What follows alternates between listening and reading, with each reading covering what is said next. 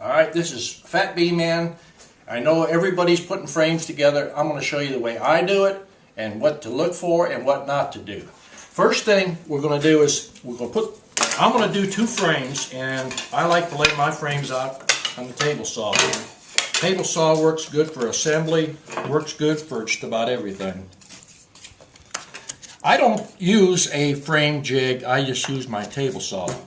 And in a minute I'm going to show you why I do that. These frames are pretty well, they're square enough, they go together. I use staples and I use brads. And I'm going to get my staple gun, which is, this is 1/4 crown staple gun. And it's 1.25 inch leg. I push it together and I put the staple gun down and I get my finger or my thumb out of the way. Now I put 1 staple here. There's no need to put 2 staples there. Put 1 staple here. Now I turn it over and I'm going to put 2. Just like so. That frame is done. There's no need to do anything else.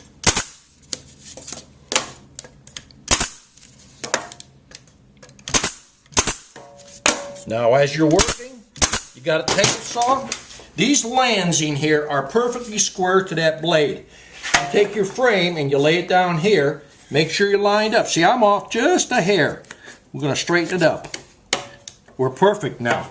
Now you notice right here, there's a lot of people that like to put a staple up underneath here. I don't recommend that, and I'm going to show you why. Get this one square. Pretty much always go together. Now here's a hive tool. Let's say we got this in your box.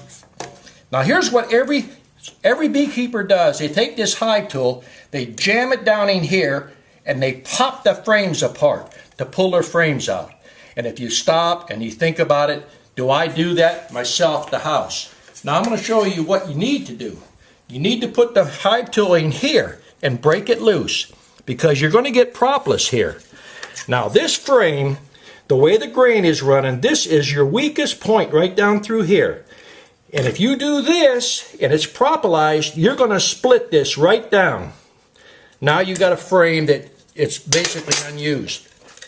Now you notice I didn't use no glue. You can take a big strong and you can pull this. You can't pull it apart. If I can't pull it apart, then why would you glue it? Now, the one reason I don't glue is, let's say you forgot to put your hive tool properly and you split this. Now you got a frame that's going to sit up. The bee space is changed.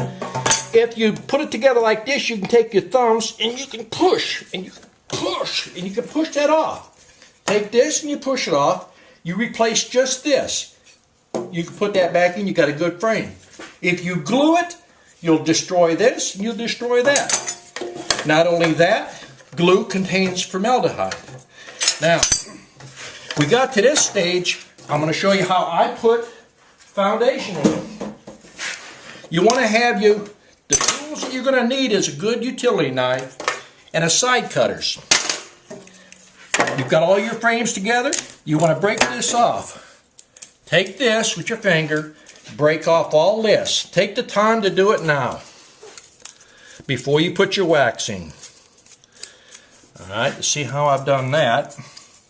Now here's another thing.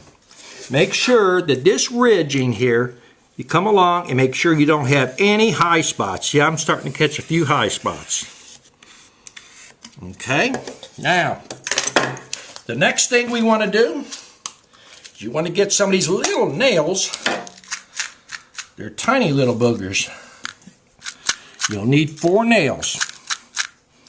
And the reason I use fishing line rather than I use the wire is because if you're going to start raising your own queens, you put wire in there, the bees are going to put the best cells over.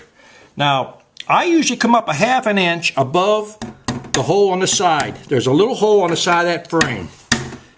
You want to drive this nail to about 1/8 inch high from the top of your frame. Come up about a 1/2 inch above. If you drive this nail straight down and you hit that hole there, what you're going to do is you're going to nick your monofilament line, and then you're going to break that monofilament. All I've done is completely flip the frame over, drop that nail down in there. Now, as far as the fishing line, you can use anything from 8-pound all the way up to 20-pound. I got old eyes, and I'm using 15-pound. And you can strip this off of your old fishing lines, your fishing poles. I just buy new. Now, here's another thing people do. They'll try to stick this in here, fiddle around with this, do this kind of number. I don't do that. I don't even worry about this. Stick it down in here. First thing you want to do, take your cleat bar and push it down. Now, I'm going to change my gun. This is a staple gun. I don't put staples in here for one reason. Staples hold too good, and you'll tear this cleat bar up. Use a brad, and you can reuse this 20, 30 times. Now, I use a 5/8 brad. And what I do is I start in the middle, and I push down. Put a staple there, one here, one right there. Yeah. Now you see, I didn't have to fool around with it. I just take my fingers.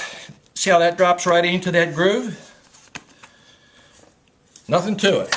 All right, now, the next thing you want to do is get you a number 8 nail or an 8-penny nail. Clean your holes out on the side of your frame. Make sure that you're cleaned up here. That way your fishing line's going to go through. Just take you a second. Some of them look like they glued shut. Now, I'm assuming everybody is right-handed. So I always work, the top bar is facing me and the bottom bar is away. And you want to start at the bottom corner, down here, and you come across, get your fishing line, pull it to the top corner, right up here. This is the reason I'm using 15-pound. I've got students got good eyes. They use 8-pound. 8-pound to about 20 works good. Now you take this, come across. You're forming an X. You want to come up here and go around that nail 4 or 5 times. Just hold your finger over here. Now this is why I use a big hammer. That way you keep your fingers out of the way. Try to get one good hit on it. Now that's a good hit on it. Now I take my thumb, point it down, reach across the thing, twist your hand around your finger. Now just give it just a little tug.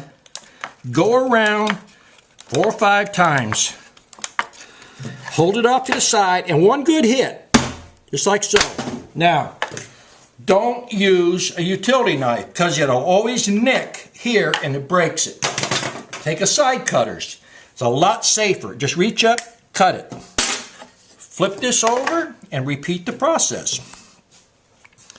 Now, you hear that noise in there. You can almost play a tune on there.